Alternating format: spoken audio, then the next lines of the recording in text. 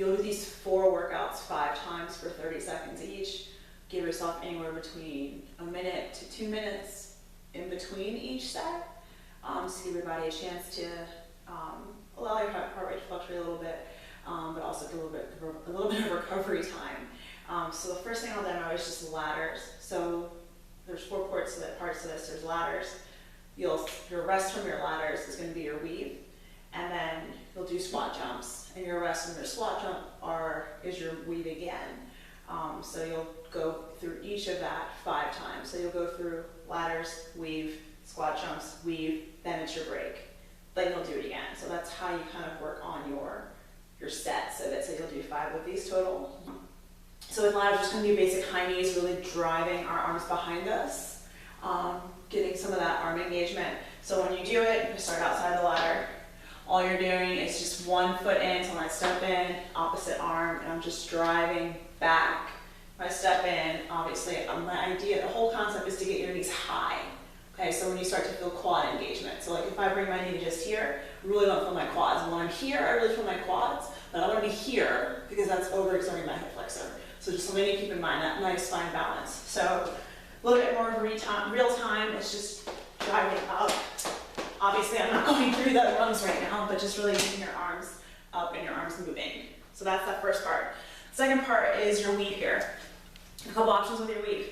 Here are my 5 socks. They're hockey socks. All of you should have those around your house. I found these wiffle balls at Target. They're basically indestructible unless your dog gets a hold of them. I also have a hockey ball so you can kind of see for size. If I'm working on making my hands faster, I might try to use something like this that allows more air through it. The way I have to react a little bit quicker. Obviously a hockey ball is a hockey ball. It's a great benefit. Those of you that train with me know that I like to use bocce balls a lot just for strength development. That's up to you. This is more about plyometrics, so this is more about like moving quickly. So I wouldn't necessarily recommend it for this, but if you have the space and you're outside, by all means go for it. And I'm in my garage, so I'm on a piece of carpet. When you're weaving, I'm just working on like tight, quick weaves. I'm trying to get as many reps as I can in 30 seconds, right?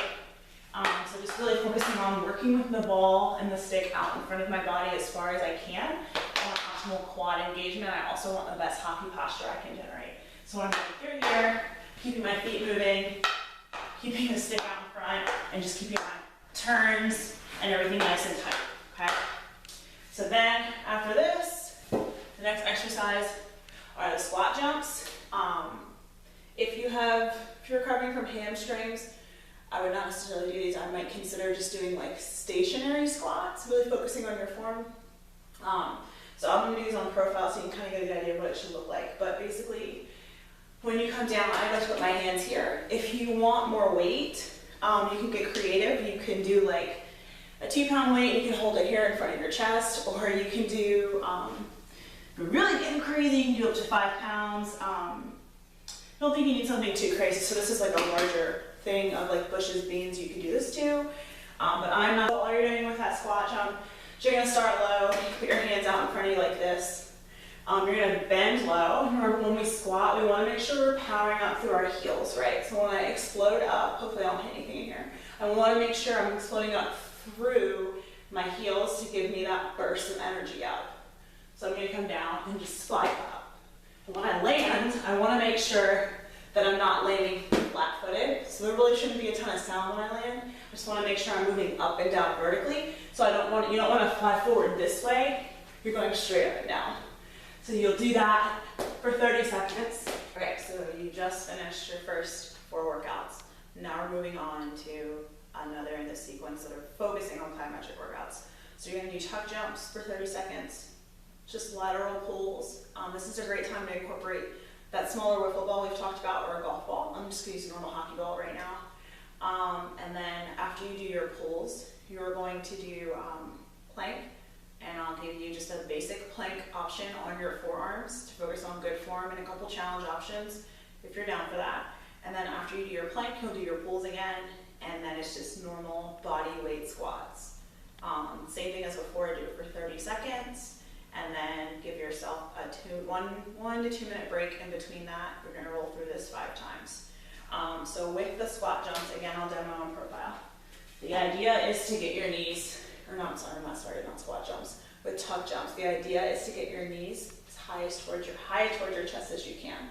So when you're doing that, I'm gonna be out of breath because I will have to talk through this as I do it. But you want to make sure you're getting as high as you can. So when I do them, I'm landing, so I'm getting my knees up as high as I can. When I land, it's a soft landing. You don't want to like hit down on your joints really hard, especially if you're on like the concrete floor. So you're going to do the tuck jumps for 30 seconds. I'm not doing that, but you're just jumping up, catching yourself. Try to take momentum out, so try to land and then come right back up if you can. So on my feet, I'm just going to go straight up and down. See the difference? So that's what you're going for. So after you do your squat jumps, finish your pulls. Again, I have my socks. You could use like canned goods if you wanted to. You can do pulls, obviously normal, just like back and forth pulls. Keep your feet moving. Stay on the balls of your feet. The idea is you want to stay low on the ball the whole time. So as you're moving, you want to stay away from coming up and down all the time. Commit to the full 30 seconds of just pulling. You could also do little smaller touches in between if you wanted to. Get creative. Just really, again, work on good hockey posture. So your quads, you want them to stay engaged. Then after this is just a normal plank. For good form, you can always modify on your knees. Obviously the most challenging option is going to be on the balls of your feet. When you plank, your forearms, so your palms should face each other, your elbows should be right underneath your shoulders. And when I come up into my plank form, it's really important that I don't do this because this is putting a lot of pressure in my low back. So it's really important that I actually keep my hips high. That's going to allow for me to fire up the majority of my muscles. So plank is actually a full body exercise. So when you're in plank, you're hitting all your major muscle groups as well. It's a great warm up. It's a great cardio warm up because it gets your heart rate elevated. So I'm here. A couple options that you can do. You can bend your leg in half, kick your heel up. That's hamstring engagement. You can also rock forward and back like this. That's additional hamstring engagement and a stretch at the same time. If you're on your knees, you can just, again, keep your hips high and just squeeze your seat. So you want to avoid dropping your hips down in this position, and you just want to really focus on keeping your hips up and your shoulders locked down away from your ears. So that's your plank options. After you do your plank, you'll go back into your pulls, and then the last thing is just normal body weight squats. I'll demo on profile. All you're going to do for that is just, you're in good squat form. Your feet are going to be a little bit wider than what your hips would be, and you're just dipping down low, and again, working on exploding up through your heels. We don't want to lock out of the top, so we want to make sure that we're keeping a soft bend in our knees as we come up. And again, I'm going straight up and down. When I start to get the hang of it, I can speed up a little bit. But again, the important thing is good form, good habits, okay? I like a yoga mat. You can put a towel down. If you have like gym flooring in your gym, that'll work too. Obliques are your side abs. Anything that's like crunching or any type of like rotational movement, which we do in hockey. When we hit, we recruit our obliques quite a ton. So these exercises are really dedicated to hitting your obliques, a lot of your upper back, and a side plank with dips. So the easiest way to come into a side plank is to actually start in a normal plank. So I'm here, and I'm gonna face you guys. So I'm actually gonna cross my right ankle over my left. I'm gonna rotate my right arm, so I'm at a 90-degree angle. Here's your math for the day. So I'm actually gonna switch my rotation there. There we go. So my bottom leg is on top of my left. So my right's on top of my left. I can put my hand up here. The most important part is though to have your hips forward so they're right in line with your body. You don't want your hips to sink back, right? You want to put more weight into your abs. You can place your hand on your hip, and all I'm doing is tapping my hip down and up. You want to make sure you're making this all muscle, no momentum. So you'll do this for like 15 seconds, and then you'll go the other way. The next thing up in this is then you will do 10 push-ups after each 30 seconds. So the push-ups don't necessarily have to be 30 seconds. You just have to do 10 solid push-ups. So anything is plank, hands underneath shoulders.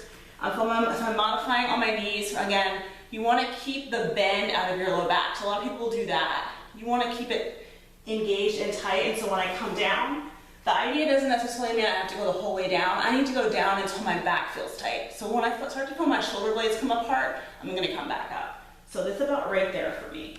And then I come back up again. So I'll do my 10 push-ups, right? You don't have to cross your ankles because then you have to worry about rotating. You can just point your toes up towards the ceiling. You do your 10, okay? Then the next 30-second exercise is kind of like a clam exercise. It's meant to hit your obliques again. The push-ups are really lats and upper back and serratus anterior. So the majority of your upper spine. For this exercise, lie down flat on whatever your surface is. You want to like curl your toes out and make little like Mary Poppins feet, as I like to say. You can put your hands across your chest if you want. I prefer to put them behind my head, and I also want to make sure that I keep my head heavy so that my arms are actually providing neck support. So I'm going to peel my shoulders up, and all I'm going to do is go slightly to the left and then slightly to the right. I'm not going to fully rotate my body because it's not necessary. You only need an inch or two to hit your oblique muscles. And for added cardio, if I bend and extend my legs as I'm doing it, it makes it more challenging. So that's that. You would do that for 30 seconds, alternating side to side.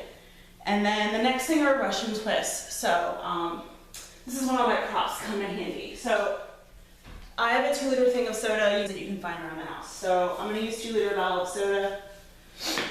I'm going to keep both feet on the floor for now so I can press my feet into the floor to give me added stability and also allow my glutes to really engage. So all you're going to do with your Russian twist is, for right now, you're just going to go side and come through and go side to side. When you start to feel good about it, you can let your feet come off the ground and rotate, but make sure you take your torso with you. A lot of times I just see people move their arms from side to side. That's great. You're just really getting a bicep workout. You're not really getting the benefits of oblique movement. So think about your entire torso, your chest cavity, moving as one unit side to side. It's very similar to a normal plank. It's just there's a little bit more cardio involved. So again, instead of being in a normal plank position, like down with your forearms down, you're gonna come onto your hands to make sure they're underneath your shoulders. Then the next thing you wanna do, come up on the balls of your feet. Okay, remember, we're trying to keep our hips from doing this, so I wanna keep my hips high. And all I'm gonna do is sorry, I'm keeping that weight out of the way. All I wanna do is take and bend one leg in half, draw my leg up to my elbow, either inside the framework of my body or outside. This way's harder, but this also gives you more obliques. And you're just gonna draw your knee up for 10, then come back, switch sides, go the other way for 10, and switch sides. So you'll do that for 30 seconds. Plank rows. This is when weights come in handy. If you don't have weights, don't panic. Again, I'm doing a free marketing campaign for Pepsi right now. Again, you want to just use your cans. So that's what I'll demo with. So plank rows, all you're doing is, I'm here, I'm on the balls of my feet, okay? All you're gonna do is bring one up and then down, one up and then down. The key here is to stay balanced. Just draw your arm up towards you and go back down, nice and easy. Keep your hips high, keep your body square. How this circuit works again is you'll do your side plank, 30 seconds, 10 push-ups, okay? That's it, 10 good push-ups. Then you'll do the alternating version of straight leg clam that I showed you to do. Then your 10 solid push-ups. Then you'll do Russian twists. Then you'll do your 10 push-ups. Then you'll do your spider plank, then you'll do your 10 push-ups. And then you'll finish with your plank rows with weights or beans or whatever you're using. You don't even necessarily need to use weights. Again, the movement itself is a great workout. And you'll do that 5 times, just like you did the other ones. And that's a great 30-ish minute workout.